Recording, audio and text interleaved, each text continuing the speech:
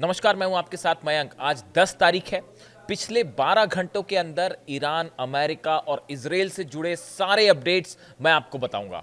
देखिए, इस वक्त की बहुत बड़ी खबर आ रही है। ईरान और अमेरिका के बीच में भयानक जंग छिड़ चुकी है।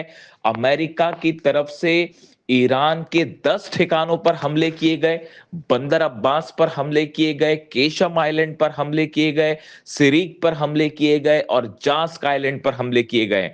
इसके अलावा हॉर्मूज के आसपास जो द्वीप हैं उस पर भयानक स्ट्राइक्स की गई हैं। ये जो हमले किए गए, ये टॉम हॉक मिसाइल से हमले किए गए हैं, F-35 जेट से हमले किए गए।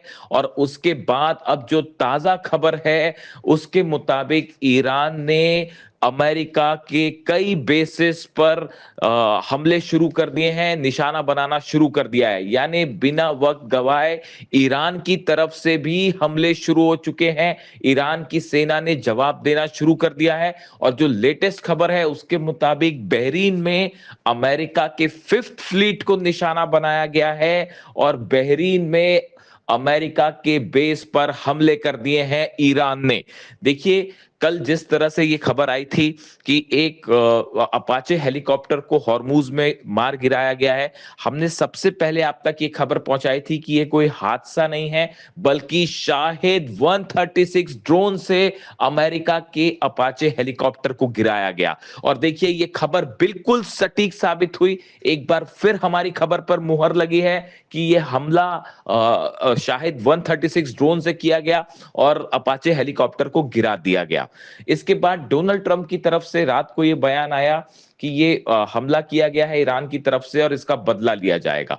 उसके कुछ देर बाद करीब रात को 3 बजे अमेरिका ने हमले शुरू कर दिए ईरान के ऊपर। अलग अलग लोकेशंस पर ये हमले किए गए और काफी देर तक ये हमले जारी रहे।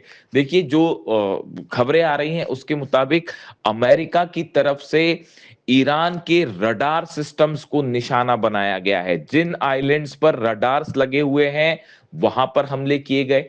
इसके अलावा जो टेलीकम्युनिकेशन सेंटर्स हैं उनको निशाना बनाया गया है।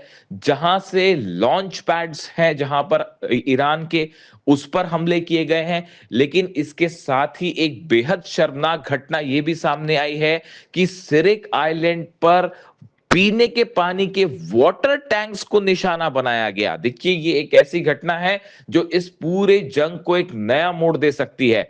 पीने के पानी के ठिकानों को भी निशाना बनाया गया है। सोर्सेस के हवाले से ये खबर आ रही है। ये हमले टॉमहॉक मिसाइल से किए गए, F-35 जेट से किए गए, जो जहाज खड़े हुए हैं अमेरिका के, उससे ये हमले किए गए। लेकिन इन हमलों के फौरन बाद अब जो लेटेस्ट खबर है, अपडेट है कि ईरान की सेना ने तुरंत पलटवार भी शुरू कर दिया है और बहरीन में अमेरिका के 5th फ्लीट को निशाना बनाया गया है और बहरीन के ऊपर बड़ा हमला किया है ईरान की सेना ने। इस तरह की खबरें सामने आ रही हैं। देखिए, ईरान के विदेश मंत्री अब्बास अराक्ची के 2 बयान सामने आए। उन्होंने जब अपाचे हेलीकॉप्टर को लेकर डोनाल्ड ट्रंप ने धमकियां दी कि अमेरिका बदला लेगा, तो उसके बाद अब्बास अराक्ची साहब की तरफ से बयान आया कि ईरान नहीं चाहता कि उसकी सीमा के आसपास या सीमा के अंदर किसी भी तरह से दुश्मन देश का कोई भी एयरक्राफ्ट या मिलिट्री प्रेजेंस हो। यानी ईरान की सीमा से दुश्मन दूर चले जाएं, तभी शांति हो सकती है। इस तरह के बयान अब्बास अराक्ची साहब की तरफ से आए। उसके बाद जब हमला किया गया, हमले के बाद अब फिर अब्बास अराक्ची साहब का एक बयान सामने आया है। उन्होंने कहा है कि ईरान पर किसी भी तरह के हमले का बड़ा बदला लिया जाएगा और करारा जवाब दिया जाएगा दुश्मनों को। और देखिए, अब ये जवाब देना शुरू भी हो गया है।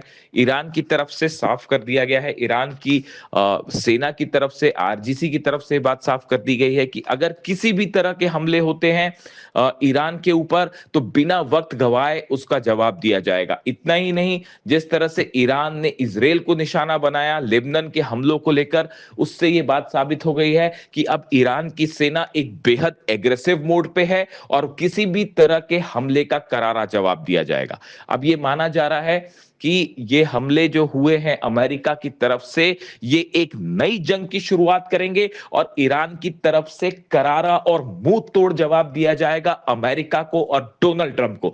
देखिए, बार बार ईरान की तरफ से ये बात कही जा रही है कि अमेरिका से यूरेनियम के मुद्दे पर कोई बात नहीं हो रही है, अमेरिका से न्यूक्लियर मुद्दे पर, परमाणु प्रोग्राम को लेकर कोई बात नहीं हो रही है। लेकिन बावजूद इसके डोनाल्ड ट्रंप की तरफ से बार बार दावे हो रहे हैं कि कोई डील होने वाली है, डील होने वाली है, जबकि हकीकत यह है कि ईरान किसी तरह की कोई डील नहीं कर रहा। यानी डोनाल्ड ट्रंप लगातार बार बार झूठ बोल रहे हैं, यह कहना है ईरान का। और देखिए, जिस बात को हम बार बार ये कह रहे थे कि बातचीत के बीच में धोखा हो सकता है और हमले हो सकते हैं, और फिर एक बार वही हुआ कि एक तरफ डोनाल्ड ट्रंप डील की बातें कर रहे थे, कल बयान आ रहा था कि 1 से 2 हफ्ते के अंदर डील हो जाएगी, बातचीत हो रही है, और इसी बीच एक बार फिर धोखे से हमले किए गए। यानी ईरान ईरान के साथ किसी भी तरह की बातचीत के बीच में ये हमला होना, ये एक बार फिर बताता है कि अमेरिका और डोनाल्ड ट्रंप की किसी भी बात पर विश्वास नहीं किया जा सकता, ये कहना है ईरान का। अब देखिए, जो हमले हुए हैं इससे ईरान में कितना नुकसान हुआ है, इसकी खबरें आने में थोड़ा वक्त लगेगा, लेकिन करीब 10 से ज्यादा लोकेशंस है जिनको निशाना बनाया गया है, और इसमें बड़े धमाके हुए हैं, बड़े आग के गुबार दिखाई दिए हैं, धमाकों की आवाज कई किलोमीटर तक सुनाई दी। इसके अलावा देखिए, एक बड़ी अहम खबर यह भी है जो सामने आई है कि अमेरिका की तरफ से जो हमले किए गए, इसमें ईरान के नए डिफेंस सिस्टम को निशाना बनाने की कोशिश की गई है। देखिए, पिछले कुछ समय से ये खबरें आ रही हैं कि ईरान ने अपने डिफेंस सिस्टम से अमेरिका और इजराइल को खासा मुश्किल में डाल दिया है, परेशान कर रखा है।